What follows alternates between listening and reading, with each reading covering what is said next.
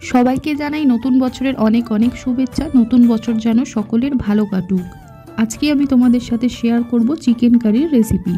By the way, আমি পূজা আর তোমরা দেখছো আমার রান্নাঘর, মাই কুকিং মাই ওয়ার্ল্ড।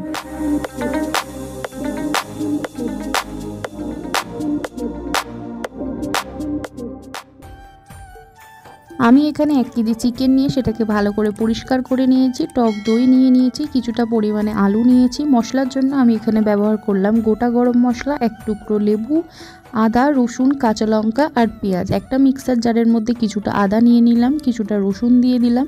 তার সাথে আমি দিয়ে দেবো কয়েকটা কাঁচা লঙ্কা আর গোটা গরম মশলা। সামান্য একটুখানি পেঁয়াজ দিয়ে আমি একটা মিক্সারে ভালো করে পেস্ট বানিয়ে নেব। চিকেনটাকে ম্যারিনেট করার জন্য আমাদের এখানে লাগছে 2 চামচ টক দই, দিয়ে দিলাম আদা রসুনের সামান্য একটুখানি পেস্ট, একটা লেবু চেপে দিলাম। গুঁড়ো মশলা নিয়ে নিয়েছি, যেমন হলুদ নিয়ে নিয়েছি, নুন নিয়েছি, রেড চিলি পাউডার, ধনে গুঁড়ো, জিরে গুঁড়ো। সামান্য একটুখানি সর্ষের তেল দিয়ে আমি চিকেনটাকে ভালো করে ম্যারিনেট করে নেব। চিকেনটা ম্যারিনেট হয়ে গেলে আমি 10 মিনিট রেস্টে রেখে দেবো চিকেনটাকে এইভাবেই।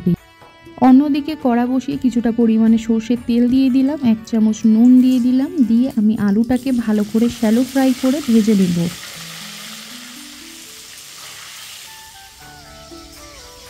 আলুটাকে লাল করে ভেজে নেওয়ার পর তুলে নিলাম, দিয়ে দিলাম গোটা গরম মশলা, তেজপাতা, সামান্য একটুখানি জিরে ফোড়ন আর শুকনো লঙ্কা দিয়ে দিলাম।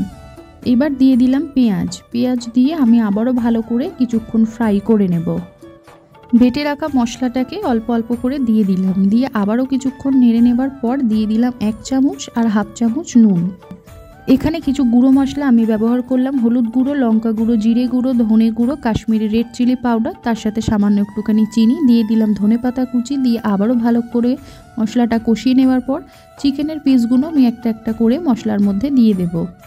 আমি এখানে মশলাগুলো কিন্তু 2 বার ব্যবহার করেছি, তোমরা এটা কিন্তু আন্দাজ মতো করেই দেবে। আমি প্রথমে অল্প দিয়েছিলাম, তারপর আবারও দিয়েছিলাম। এবার মাংসটাকে ভালো করে কষিয়ে নিয়ে ভেজে রাখা আলুটাকে দিয়ে মশলা ধোয়া জলটাকে দিয়ে দিলাম। আলুটা আমি এই জন্যই আগে থেকে দিয়ে দিলাম, খুব তাড়াতাড়ি সেদ্ধ হয়ে যাবে। মাংসটাকে কিন্তু আমি 5 থেকে 6 মিনিট ভালো করে এখানে কষিয়ে নিয়েছি। কষিয়ে নেওয়ার পর আমি জল দিয়ে ফুটতে দেব। তারপরে মাংসটা 15 মিনিট ফুটে এলেই কিন্তু সিদ্ধ হয়ে যাবে। আমি এখানে আলু দিয়েছি, তোমরা চাইলে আলু নাও দিতে পারো।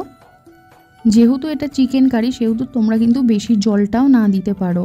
আমি একটু এখানে ঝোল ঝোল রেখেছি মাংসটাকে। মাংসটা সিদ্ধ হয়ে গেলেই কিন্তু রেডি হয়ে যাবে চিকেন কারির রেসিপি। ভিডিওটা ভালো লাগলে লাইক করে দাও, আর নিত্য নতুন রান্নার ভিডিও পেতে চ্যানেলটিকে অবশ্যই সাবস্ক্রাইব করে পাশে থাকা বেল আইকনটা প্রেস করে দাও। দেখা হচ্ছে নতুন কোনো রেসিপি নিয়ে। ভালো থাকবে, সুস্থ থাকবে।